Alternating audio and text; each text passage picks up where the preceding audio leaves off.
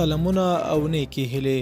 د طالبانو یوه لوړپوړي غړي BBC ته ویلي امریکا د تاوتریخوالي کمولو لپاره د دوی وړاندیز منلی چې د تړون لاسلیک کولو پر مهال امن فضا جوړه شي.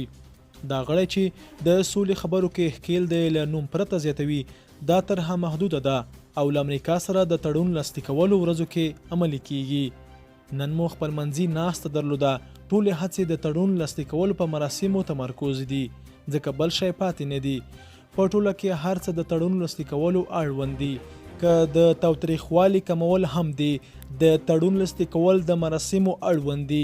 دا سرچینه وایي چې قطر کې طالب پلاوی له خپل منځني ناستې وروسته نن بیا له امریکایي لوري سره نوښته ناسته لري.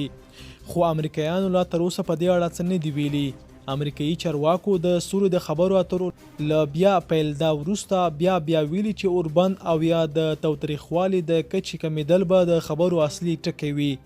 داسې یو ګام ده دوی په وینا چې د افغانانو خپلمنځي ناستې او یو تلپاتې اوربند ته لاره پرېنځي. افغان حکومت لا څو ورځې راهیسې بیا پر اوربند ټینګار کوي او وایي چې د تاوتریخوالي کمولو طرحه ګونګه او د طالبانو لخوا نړیوالې ټولنې ته دوکه ورکول دي. خو د طالب غړي وایي افغان حکومت د اوربند مسله پلمه کوي. په دې ډول د سولې بهیر زیانمنوي چې تر 5 راتلونکو کلونو بیا واک کې پاتې شي.